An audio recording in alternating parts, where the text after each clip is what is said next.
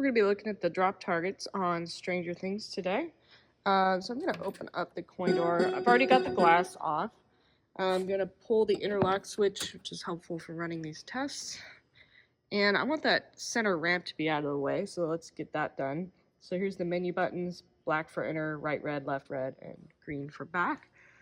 So we're going to hit enter, enter, enter for diagnostics, go to the right to game specific tests, enter, enter center ramp motor test, then use plus or minus.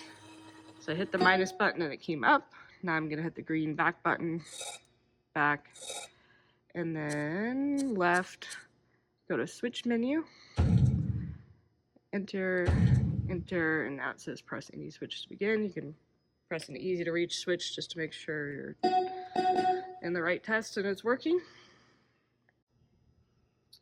All right, let's test the optos for the drop targets and see exactly what ours does. And ours is working correctly. So I'll try to show you the screen and the drop targets. I'm going to knock down the drop targets from left to right. So here goes the left one. So it says 4 bank drop 1 left. Here goes the second one. 4 bank drop 2, 4 bank drop 3. And 4 bank drop 4 right. And you can also see the indication with the highlighted squares here. Now that those are all 4 down, you have 4 squares in a row that are highlighted. Those are representing those 4 drop targets.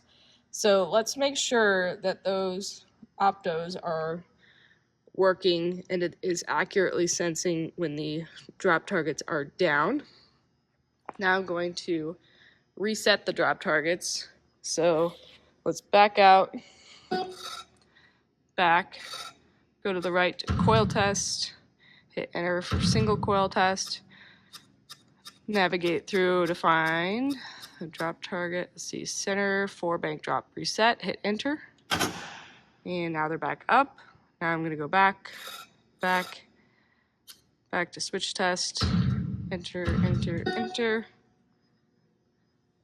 And let's see, I wish it would show you kind of all of them at once, but let's try just the left one again. It'll go to the screen that we need to see. Okay, so that is the left drop target. So one of the things that I kind of suspect, since yours keeps trying to reset them over and over, it could be doing that if it senses that one of them is already down. So if you're in this test and you hit 1 down and there's more than 1 displayed here, so like but you kind of have to be on this screen. There's several, banks of switches. So to kind of verify, I went ahead and knocked 1 down. But if you just have the left one down, but this one's highlighted, or this one, that means it thinks that one of these is already down. And you may have to try some different combinations if you don't know which one has the issue. Repeat the test that I just did, but then try a different one first instead of the left one, if that makes sense. Because based on your symptom, where it keeps trying to kick them up, but it kind of looks to me like physically it's able to keep the targets up, but the game may be sensing that one of them is down, and that's why it keeps trying to reset them. So that's why we want to verify for sure if these optos are working. And as you can see, it's not the most straightforward the way you have to test it, but it is possible to test it in this way. While I've got the glass off, I'll go ahead and show you what mine looks like underneath. So I already have all 6 balls removed. I'm going to power the game off. It looks like you've already done this already, so that's good that you know how to get under the playfield. Lift from here, grab the rails, forward. You can tilt it all the way back.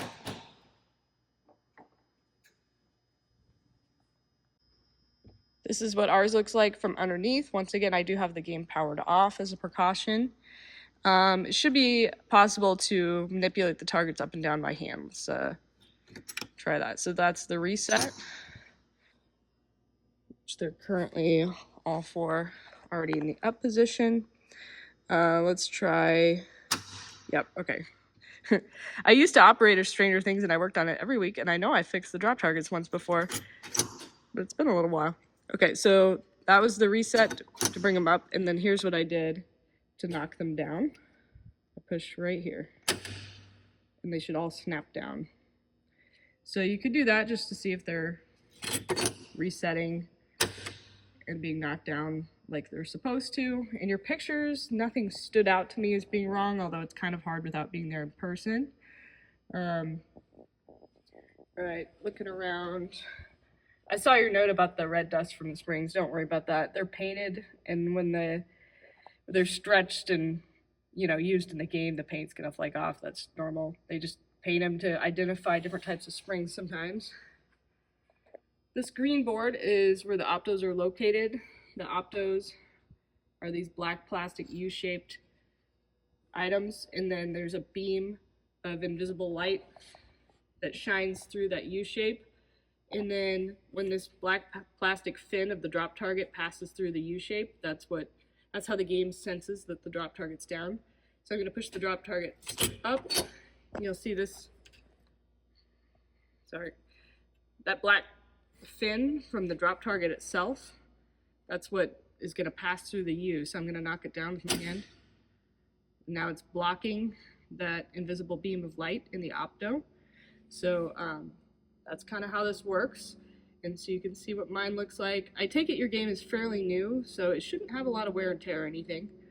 But sometimes even with new games, there's a bad connection somewhere or something like that. So something else to note about optos, they work kind of the opposite of switches sometimes.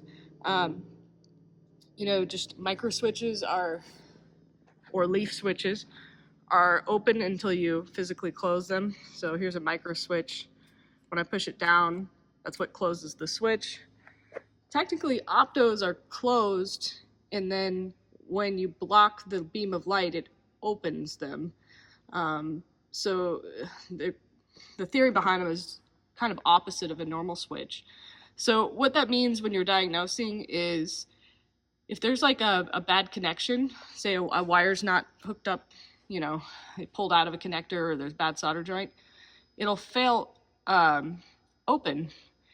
And when it's open, it thinks the beam of light is being broken by the fin on the drop target. So it thinks the drop target is down when in fact it's not, if it has a broken connection. So that's an important thing to understand when you're diagnosing these things.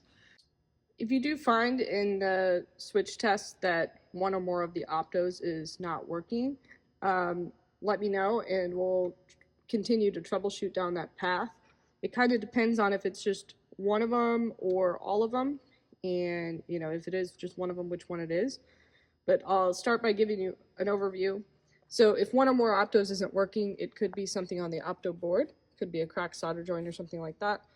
Or it could be the connection in the wiring between that opto board and the core node board down here. So before we get too deep, I'll just show you the basic connections that we'd be looking at.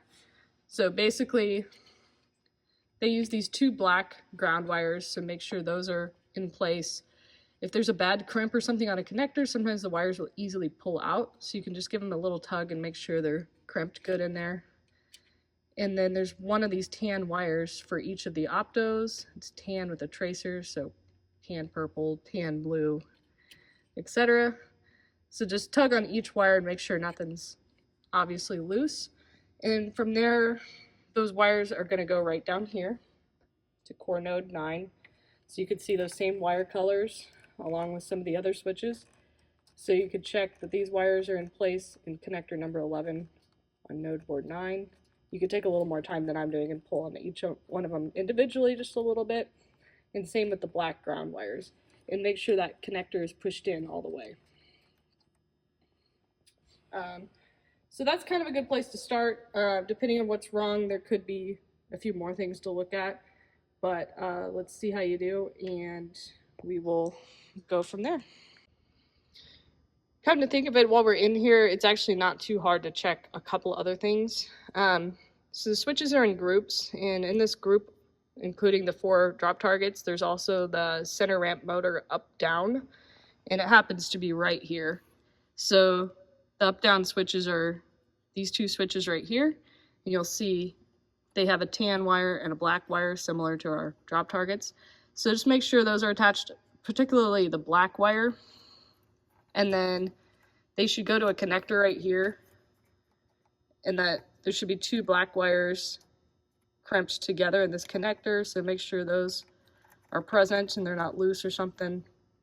So that's what that should look like. What happens sometimes in pinball is when a group of switches share the same ground wire, in this case the black ground wire, if there's a break or a bad connection, even if it's on a different switch than the one that you're having the issue with, it can cause issues with that whole group. So it's kind of convenient to go ahead and look at it since it's right there.